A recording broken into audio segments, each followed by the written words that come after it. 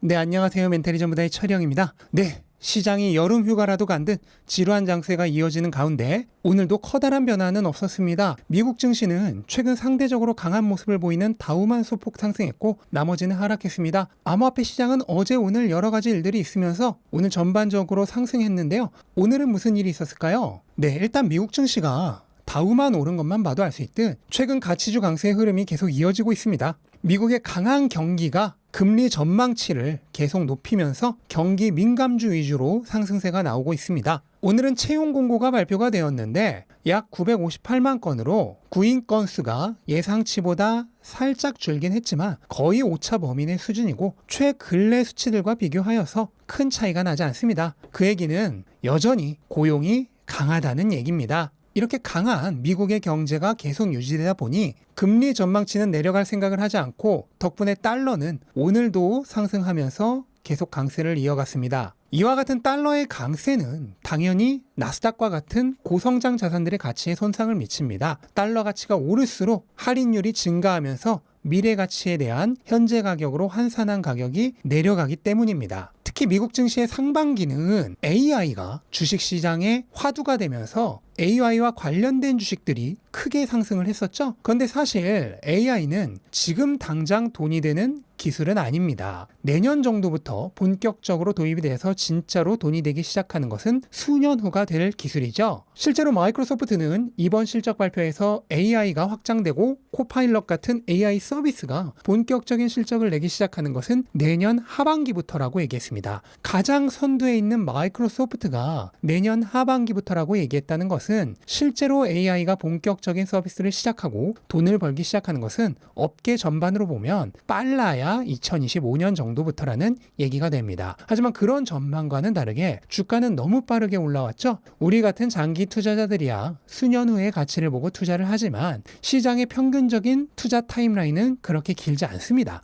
시장은 AI가 향후 수년간의 실적과 큰 상관관계가 없다는 것을 깨닫고 나면 아마도 크게 실망할 것입니다. 다만 아직까지는 각 기업들이 AI에 대한 보장을 열심히 하고 있기 때문에 기대감이 남아 있습니다. 구글은 이번 실적 발표에서 AI란 단어를 무려 66번 사용했는데 이것은 지난 분기에 58번보다 더 늘어난 것입니다. 하지만 우리는 알고 있죠. 원래 진짜로 무언가가 있다면 별 말을 할 필요가 없다는 걸 그냥 실적으로 보여주면 되는 거죠. 아직 진짜가 없기 때문에 말을 더 많이 하게 되는 것입니다. 그러니까 AI란 말을 많이 하면 할수록 포장을 더 열심히 하고 있다는 얘기니 반대로 아직 실체는 멀었다는 뜻이 됩니다. 그런 점을 감안한다면 향후 AI 붐을 타고 상승했던 주가의 일정 부분은 언제든 조정의 가능성이 있습니다. 최근 나스닥이 약하게 조정을 받고 있는 것은 아직 본격적인 조정으로 생각되지는 않습니다. 다만 그 본격적인 조정의 타이밍이 언제이냐 하는 것은 신이 아니라면 예측은 어렵겠죠.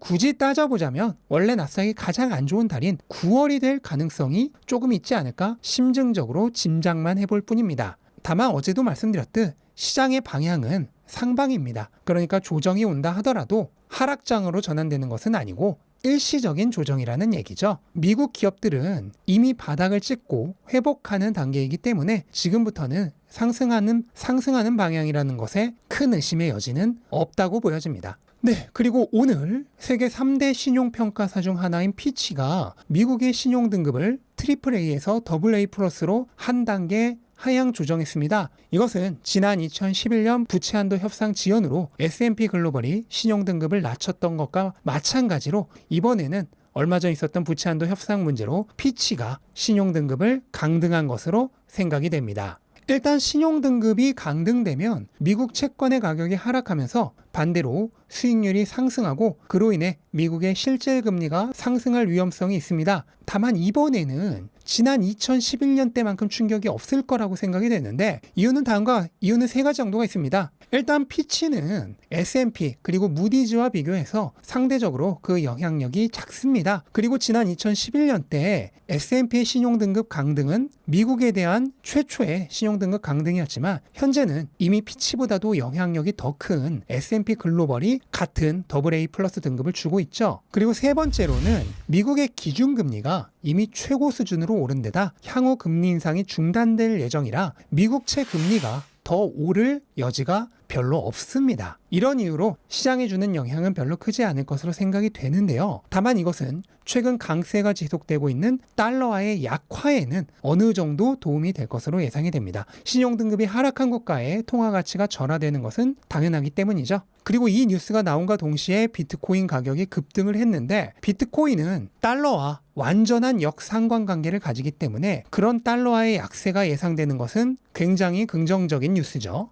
다만 앞에서도 말씀드렸듯 이번 신용등급 강등의 영향력은 그리 크지 않을 것이기 때문에 이러한 상승도 일정 수준에서 제한될 가능성이 상당히 높다고 생각을 합니다. 하지만 이런 단기적인 변동성이 아니라 우리는 조금 더 깊은 비전을 바라봐야 할 필요가 있습니다. 지난 3월 실리콘밸리 은행 파산 사태 때도 비트코인이 급등을 했었죠. 그리고 이번에 미국의 신용등급이 강등되자 또다시 상승하는 모습을 보였습니다. 네, 이것을 통해 이제 거의 확실하게 알 수가 있죠. 비트코인은 이제 완전한 위험자산의 포지션에서 슬슬, 아직은 안전자산까지는 아니지만 금이 위치하고 있는 상품자산의 포지션으로 점진적으로 이동해 나가고 있는 단계라는 것이 분명해졌습니다. 위기가 발생하면 사람들은 돈보다도 일단 현물을 쟁여두게 됩니다. 그리고 비트코인은 네이티브 디지털 현물이죠. 여러분이 인터넷에서 금을 사면 금의 소유권을 산 것이지 현물을 여러분들이 갖고 있지는 않습니다. 그렇다면 위기가 발생했을 때 그 현물은 내 것이 아니게 될 수 있습니다. 돈도 마찬가지죠. 은행에 돈을 전부 맡겨놨는데 내일 전쟁이 난다고 해보십시오. 그리고 은행 서버는 마비되고 이후 전쟁이 심화되어 하나가 휴지 조각이 되었다면 은행에 넣어둔 내 돈 역시도 휴지 조각이 되는 것입니다. 하지만 비트코인은 네이티브 디지털 현물이기 때문에 인터넷과 마찬가지로 디지털 상에서 실체로서 존재하게 됩니다. 따라서 보관을 할 필요도 없으며 위기 상황에 해외로 피난을 간다 하더라도 팬티바람으로 이동해도 전 재산을 가지고 다닐 수 있습니다. 이게 네이티브 디지털 현물인 비트코인과 현물은 은행이나 거래소 또는 보관소가 가지고 있고 나는 그에 대한 소유 권리증만 거래하는 다른 디지털 거래 가능 자산들과의 차이점입니다. 그리고 그런 비트코인의 가치를 세상에서 가장 잘 이해하고 있는 마이클 세일러와 그가 최대 주주로 있는 마이크로 스트래티지는 이번 분기에만 비트코인을 무려 12,333개 추가해서 총 15만 2,800개의 비트코인을 보유하게 되었습니다. 마이크로 스트래티지는 보유한 비트코인을 전혀 팔지 않습니다. 헤지펀드와는 비트코인을 사는 개념 자체가 완전히 다르기 때문입니다. 트레이딩으로 돈을 벌려는 것이 아니라 가치가 보존되지 않는 가짜 저축의 수단인 현금을 버리고 가치가 저장되는 진짜 저축의 수단으로 오래오래 구매력을 모아가려는 의도로 비트코인을 사고 있는 것입니다. 따라서 트레이딩을 해야 할 이유가 전혀 없죠. 그러니까 이 회사는 지금 진짜 저축을 하고 있는 것이지 시세 차익으로 돈을 벌려는 투기를 하고 있는 게 아니란 말입니다. 그럼 이렇게 투자를 하는 투자자의 타임라인은 몇 년일까요? 나름 장기 투자니까 3년이나 5년? 정답은 영원입니다. 죽기 전에 저축을 다 쓰고 죽지 않죠. 대부분 그냥 돈을 가지고 있다 죽습니다. 다 쓰고 죽는 사람은 안타깝게도 대체로 돈이 없어서 필연적으로 다 쓰는 사람입니다. 마찬가지입니다. 진짜 저축이기 때문에 쓸 필요가 없고 따라서 팔 필요도 없습니다. 그러니까 영원히 모아가면 되는 거고 팔질 않으니 투자의 타임라인 역시 영원입니다. 그럼 돈이 필요할 땐 어떻게 하냐고요? 그거는 돈의 규칙에서 이미 말씀을 드렸으니 기억이 안 나시는 분은 복습도 하실 겸 돈의 규칙 268페이지를 다시 한번 읽어보시기 바랍니다. 네, 이렇게 오늘 하루 시장 돌아봤습니다. 이제 내일은 민간 고용 보고서가 발표되고 목요일은 대망의 애플과 아마존의 실적 발표가 있고요. 그리고 금요일은 운명의 날인 고용 보고서의 발표가 있습니다. 한 주의 남은 날들도 매일매일 버라이어티한 날들이 계속될 것 같은데요.